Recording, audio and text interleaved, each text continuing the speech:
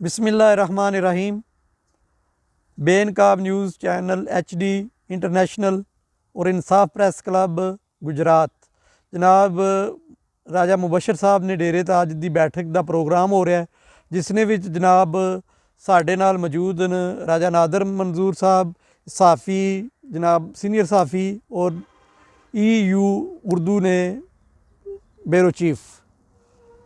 जनाब अज की बैठक का जोड़ा प्रोग्राम है वो स्पैशली जोड़ा मोहतरमा मरियम नवाज साहिबा पंजाब ने अंदर शुरू किया है, उस हवाले नाल जनाब असी उन्होंने खराज तहसीन भी पेश करांगे और जेड़े जेड़े जगह ते कोताही हो रही है वो भी असी उसकी भी निशानदेही करांगे और असी चाहेंगे बेहतर तो बेहतर सिस्टम होवे ताकि लोग इस तो ज़्यादा मुस्तफ़ीद हो सकन।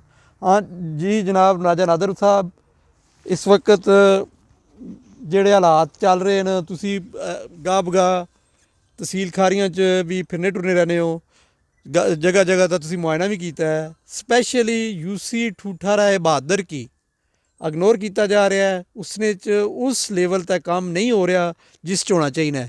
ना ही वर्कर की वो सहूलतां दित्तियां जा रही हैं, ना ही अज तक रक्षा आया है, ना ही कोई टैंक किसी जगह पर रखा गया है कि ताकि लोग कूड़ा क्रिकेट जो उसने भी सट सकन। इस हवाले नाल तुसी जनाब अपने ख्यालात ना इजहार करो।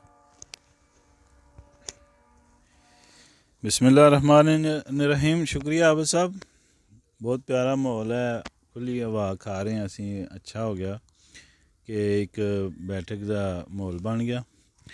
आबिद साहब तुसी गल की है साफ सुथरा पंजाब ते साफ सुथरा पंजाब माशाअल्लाह खारियां गुजरात जितों तक साड़ी आवन जान है दौड़ भज होंदी है, असी देखने बहुत अच्छा काम हो रहा है शहरों च। बाकायदा तौर पर वो सफाई करके और चूने वगैरह भी सट्टे जाते हैं, कन्वेंसां उन्होंने लोडर मिल गई हैं। ठीक है, जेड़े चूँकि देहात न साडा UC ठूठा राय बहादुर मतलब 8-10 पिंडां दा जेड़ा मुश्तमिल है। ठूठा राय बहादुर और गोटरे की आबादी ज़रा वड्डी है तो इन्हां दा महल्ले वकू भी इस तरह। ठीक है, पिंड काफ़ी लंबा चौड़ा फैले है तो काम इत्थे भी शुरू हो गया, लेकिन गल तुहाडी ठीक है कि अजे तक सानू रक्षा जिहड़ा प्रोवाइड नहीं किया गया। लोडर या वड्डी कन्वेंस, इत्थे वड्डी कन्वेंस की जरूरत है जिस विच लोडर ट्रालियां या इस तरह का होवे। एक दिन आए न, उस तो बाद वो कोई नहीं आए। ठीक है, खारियां तो मुतलका महकमा से जिहड़ा उसदे ट्रैक्टर और बाकटां वगैरह, कचरा कुंडियां भी बहुत ज़्यादा न इत्थे, बड़ियां बड़ियां ढेरां दे सूरत विच न।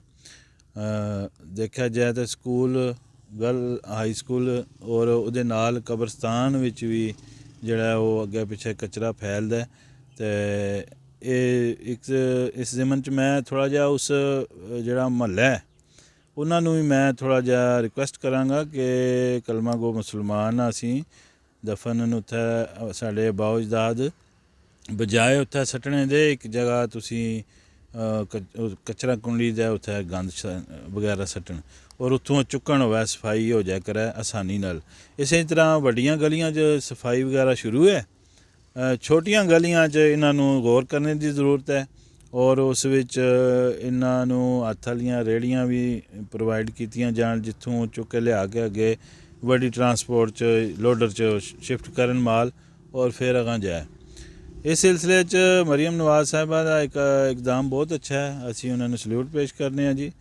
तो सफाई के हवाले नाल साफ सुथरा पंजाब जिहड़ा विजन उन्होंने शुरू किया है।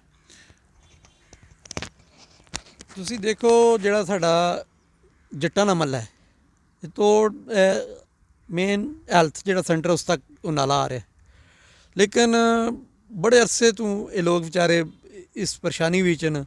ना तो उत्थे कोई गड्डी जा सकनी है, ना ही कोई उन्होंने कोई मरण जीण है।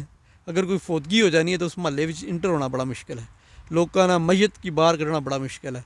तो वो अज अपनी मदद आपने तहत लोग लगे इन काम करन, लेकिन अगर ये वेस्ट मैनेजमेंट साढ़े नाल तावन करनी या इस वो सारी मशीनरी देनी तो असी उस महल्ले की मुकम्मल तौर पर सफाई करा सकने सा। ਜਿਹੜਾ ਕਿ ਨਹੀਂ ਹੋਇਆ। ਇਸ ਹਵਾਲੇ ਨਾਲ ਜਿਹੜਾ ਹੈਗਾ ਉਹ ਤੁਸੀਂ ਜਿਹੜੇ ਸਾਡੇ ਗੁਜਰਾਤ ਨੇ ਵੈਸਟ ਮੈਨੇਜਮੈਂਟ ਨੇ ਇੰਚਾਰਜ ਨੇ ਉਹਨਾਂ ਕੀ ਜ਼ਰਾ ਕੋਈ ਮੈਸੇਜ ਦਿਓ। ਜੀ ਮੈਸੇਜ ਦੇਣ ਤੋਂ ਪਹਿਲਾਂ ਮੈਂ ਇੱਕ ਥੋੜ੍ਹੀ ਜਿਹੀ ਸਲਾਹ ਜ਼ਰੂਰ ਕਰਨਾ ਚਾਹੁੰਦਾ। ਆਬਦ ਸਾਹਿਬ ਇਹ ਉਹਨਾਂ ਦੇ ਵਿਜ਼ਨ ਵਿੱਚ ਅਗਰ ਸ਼ਾਮਲ ਹੈ ਰਸਤੇ ਦੀ ਸਫਾਈ, ਅਗਰ ਗਲੀਆਂ ਦੀ ਸਫਾਈ ਉਹ ਵੀ ਗਲੀ ਰਸਤਾ ਹੀ ਬਣ ਜਾਂਦਾ। ਮਸਜਿਦ ਗੋਸੀਆ ਤੋਂ ਲੈ ਕੇ ਤੇ ਹਸਪਤਾਲ ਲਿੰਕ ਤੱਕ ਜਿਹੜਾ ਰੋਡ ਨਾਲਾ ਆ ਰਿਹਾ ਕੱਸੀ, ਇਹ ਜਿਹੜਾ ਰਕਬਾ ਵੀ ਸਰਕਾਰ ਦਾ ਜਿਹੜਾ ਨਾ ਉਹ ਪਾਣੀ ਔਰ